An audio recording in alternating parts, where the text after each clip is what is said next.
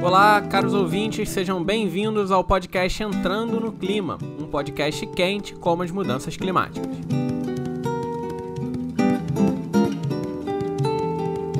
Hoje é dia 11 de dezembro de 2023, são exatamente 16 horas e 55 minutos no Rio de Janeiro, e vocês podem estar estranhando que a gente atrasou a gravação do podcast, mas é exatamente porque as negociações agora, na reta final da conferência, estão pegando fogo lá em Dubai. Cristiane Przybisky e Cláudio Ângelo não conseguiram estar aqui presencialmente, pois a correria da cobertura está muito grande, mas nos mandaram as atualizações do que está acontecendo por lá. Então vamos começar ouvindo Cristiane Przybisky. Tudo bem, Cris? Oi, Márcio.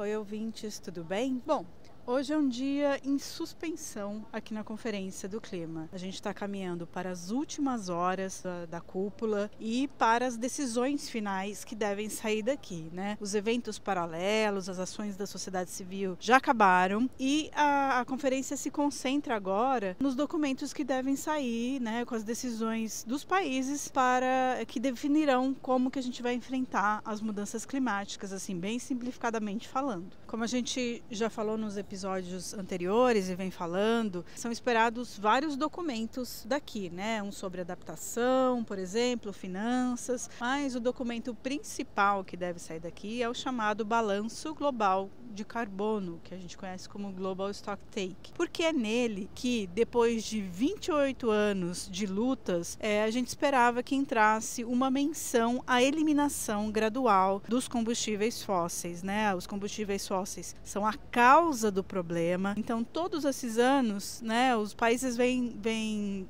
negociando e discutindo como sem combater a causa, né? E esse ano, então, era esperado que viesse uma decisão forte dos países em relação a esse assunto, né? Bom, se vocês achavam que todos esses dias que a gente falou dos documentos, né, que tinha várias opções na mesa, que hoje já sairia um documento final, infelizmente não é isso que acontece na dinâmica das conferências do clima. Hoje, a presidência da conferência apresentou a sua versão dos documentos e essa versão, para o espanto de muitos, ela está muito diferente daquilo que vinha sendo discutido, porque antes estava ainda na mesa, né, a possibilidade do texto entrar, né, que quando a gente fala texto é tipo das decisões que os países vão seguir daqui para frente, né, das orientações. Era esperado que viesse essa menção explícita à eliminação gradual dos combustíveis fósseis, começando pelos países ricos, que essa é a proposta do Brasil, né, e do grupo Basics, que é chamado.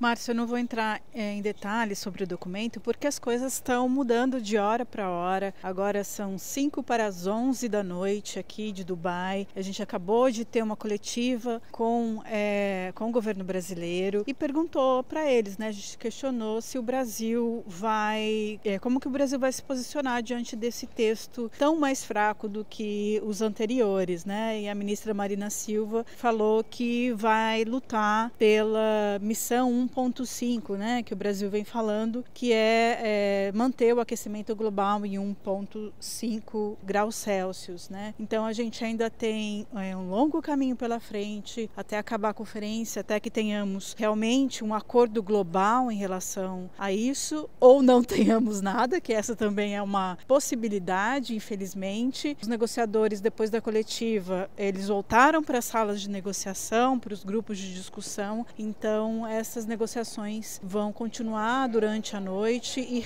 serão retomadas amanhã, no dia 12, que é o dia que está previsto para acabar a Conferência do Clima, mas a gente não sabe se de fato vai acabar amanhã, né? Porque tem várias discordâncias, né? Não só em relação ao fim dos combustíveis fósseis, mas também em relação a outros temas. Então, eu me despeço de vocês por aqui, continuarei trabalhando, a noite será longa e eu encontro vocês amanhã e espero que com um desfecho positivo da COP28. Até mais!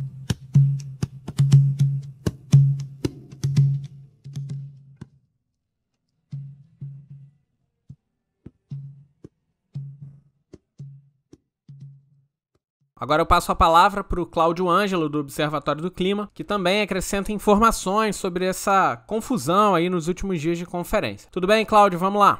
Boa noite, Márcio, Cris, ouvintes, bom dia no Brasil. É isso aí, é o que a Cris falou. O Al-Jaber, ele foi malandro, ele deu uma de Arthur Lira, né? O Arthur Lira tem esse hábito de botar os textos disponíveis para o pessoal 5 minutos antes de convocar o plenário do Congresso. O Al-Jaber fez a mesma coisa. O texto entrou às 5 e pouco da tarde daqui de Dubai e às 6 da tarde ele chamou uma reunião da COP, da CMP, que não foi para avaliar o texto, foi para bater o martelo em outros itens, nos itens menos controversos da agenda. Mas foi confuso, porque as delegações não tiveram tempo, de fato, de ler e analisar. Eu também não li e analisei, tá, gente? Então eu vou falar aqui do que é o coração da briga, que é o pacote de energia.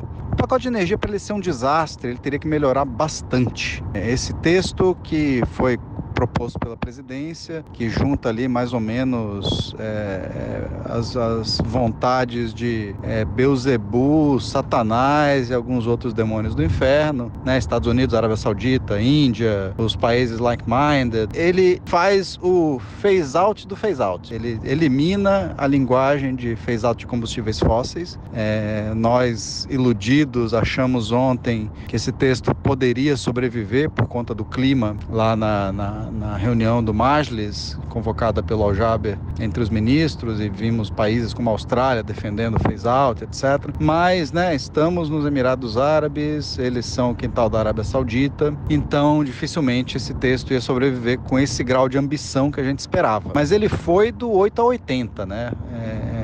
Então, agora ele não só elimina toda a ambição do que a gente queria, de uma redução, eliminação gradual dos combustíveis fósseis, como ele, na verdade, repete tudo que já tinha sido dito na Conferência de Glasgow em 2021. Essa linguagem de eliminação gradual do carvão mineral sem mitigação, né, phase down of unabated coal, ela simplesmente é a repetição da linguagem de Glasgow, cuspido e escarrado, sem tirar nem pôr. O que mais que é a aceleração das renováveis, da redução do uso dos combustíveis fósseis? Sim, mas isso aí é o business as usual, é o que a gente já está vendo hoje no mundo real. O carvão mineral já está sendo deslocado, já tem uma redução drástica no uso de carvão no mundo inteiro. Com o petróleo ainda não aconteceu, mas é uma linguagem muito frouxa, sem prazo, sem nada. E, aliás, falar em prazo, nem o prazo de 2050, né, do qual a Bolívia e a Índia estavam reclamando, e o Iraque ontem, né, nem esse prazo de 2050 ele está muito firme. Ficou escrito no texto assim, by or around, quer dizer, em 2050, até 2050, em 2050 ou por volta de 2050.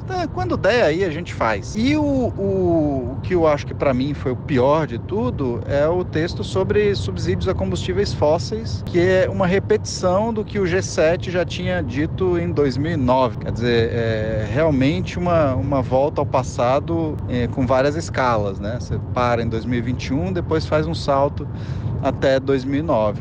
De fato, não tem como as pequenas ilhas, não tem como a União Europeia aceitarem um texto desse. Esse texto vai para a plenária amanhã e vai ser um quebra-pau desgraçado. Essa COP dificilmente vai acabar às 11 da manhã, como o Al-Jaber estava dizendo que acabaria. Mas, assim, para um cara que passou tanto tempo negando os fatos mais evidentes da ciência do clima e quebrou a cara, né? A realidade bateu na cara dele. Eu acho que esse negacionismo dele sobre a extensão da duração da COP já também vai ter que enfrentar uma realidade dura. Infelizmente, eu não aposto numa conclusão dessa COP amanhã. Ela vai aí para quinta-feira, quem sabe quarta, quinta, torçamos para que não aconteça na sexta, mas nada está descartado até agora. É isso aí, abraço e até o drama de amanhã.